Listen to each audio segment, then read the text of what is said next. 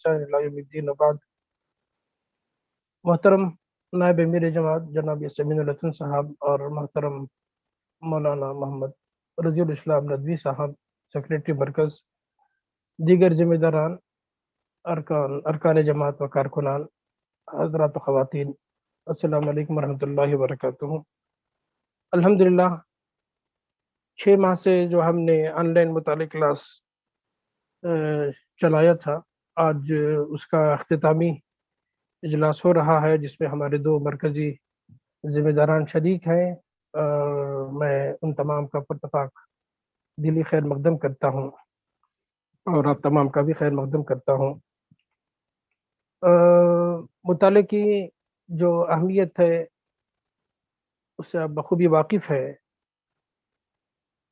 مطالعہ جو ہے وہ صالح لٹریچر کا مطالعہ اور مفید کتابوں کا مطالعہ، یہ علم میں اضافہ، حکمت میں نکھار، سمجھ بوجھ میں جھلا، سوچ و فکر میں گہرائی، زبان و قلم میں شائستگی، بلند خیالی، بصیرت افروزی، معاملہ فہمی اور رنج و غم سے نجات اور حق و باطل میں تمیز کا بہترین ذریعہ ہے.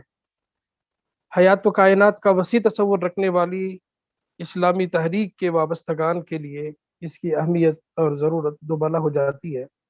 انشاءاللہ اس پر تفصیل سے ہم حضرت مولانا ڈاکٹر محمد رضی الاسلام ندوی صاحب سیکریٹری مرکز سے سنیں گے اور آپ سے استفادہ بھی کریں گے، اور پھر تبادلہ خیال کا بھی انشاءاللہ آج کے سیشن میں موقع ہوگا.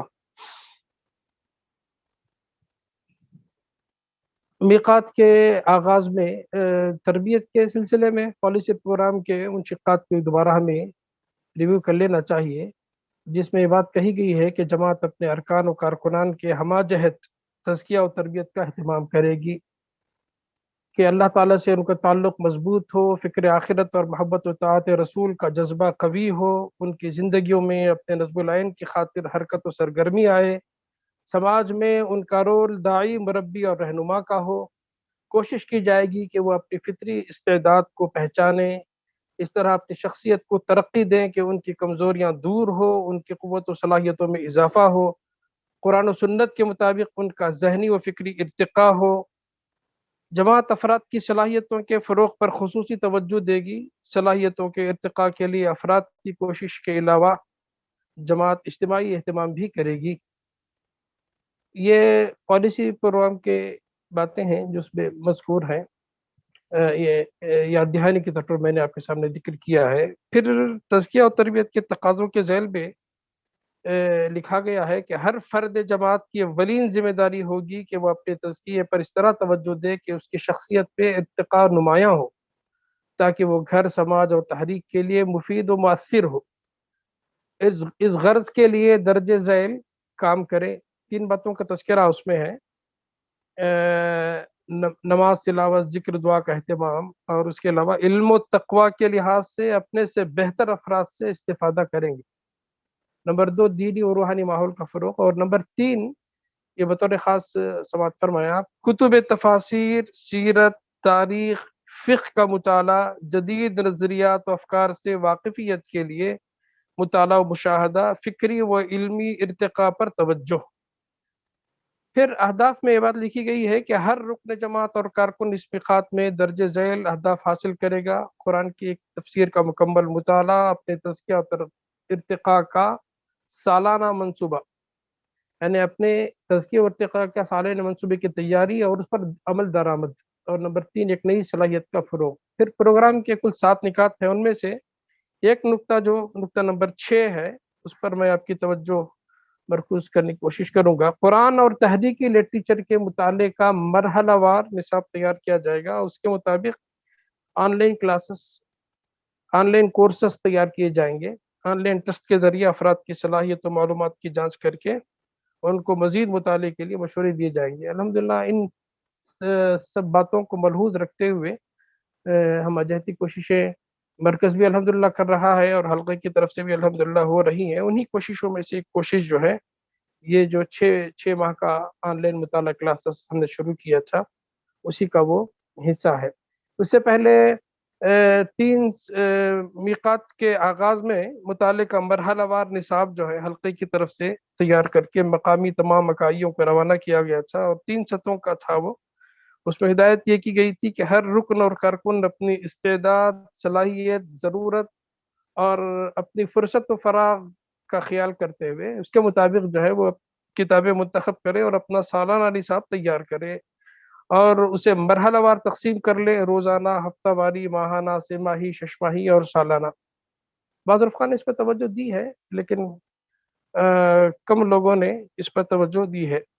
और इसी तरीके से इनफ़रादी मंसूबे की बात भी कही गई थी पॉलिसी प्रोग्राम में कि वो अपना हर रुकन और कारकुन अपना इनफ़रादी मंसूबा तैयार करेगा और उस पर अमल दरामद करेगा। इस पर भी तवज्जो देने की ज़रूरत है। बहरहाल हक़ के शोबे से तरबियत की जानिब से तमाम सतह के ज़िम्मेदारों और अरकान और कारकुनान मर्द ख़वातीन के लिए 6 माह का निसाब बनाया गया। वो 2 हिस्सों में उसको तक़सीम किया गया। एक फ्रंट लाइन जिसमें नुज़मा इलाक़ा, अज़ला, ज़िला, उमराए मक़ामी, ज़िली ज़िम्मेदार और मेंबरान शोबा ख़वातीन के लिए मुख्तस किया गया था। बाद में अरकान के लिए भी उसमें ऑप्शन खोल दिया गया। और दूसरा जो है वो सेकंड लाइन जिसमें नुज़मा हल्क़ाए कारकुनान और बाज़ बड़े शहरों के नुज़मा, बाद में मुंतख़ब कारकुनों के लिए भी इसमें गुंजाइश निकाली गई। और पहले निसाब में इस्लामी निज़ाम ज़िंदगी और उसके बुनियादी तसव्वुरात जो मौलाना सैयद अबुल आला मौदूदी रहमतुल्लाह अलैह की फ़िक्र अंगेज़ खिताबात जो अरकान जमात से भी, वाबस्तगान तहरीक से भी और मिल्लत से भी और बाज़ मिले-जुले मिल्लत और बिरादरान वतन दोनों के लिए जो खिताबात मुख्तलिफ़ मौक़ों पर किए गए, जो हमें फ़िक्री बुनियादें तहरीक इस्लामी की फ़राहम करते हैं और तक़रीबन 15 किताबचों पर वो मुश्तमिल है। अल्हम्दुलिल्लाह हमने इस 6 महीनों में उसको मुकम्मल किया और 150 से 300 तक ज़िम्मेदारों ने और बाज़ अरकान ने उसमें उससे इस्तिफ़ादा किया अल्हम्दुलिल्लाह। और सेकंड लाइन में तक़रीबन 100 के करीब लगभग कमोबेश लोग उसमें इस्तिफ़ादा करते रहे। तो इस तरीके से 6 महीने में हमारा ये निसाब जो है अल्हम्दुलिल्लाह मुकम्मल हुआ। तो आज जो है इसका इख्तितामी प्रोग्राम है।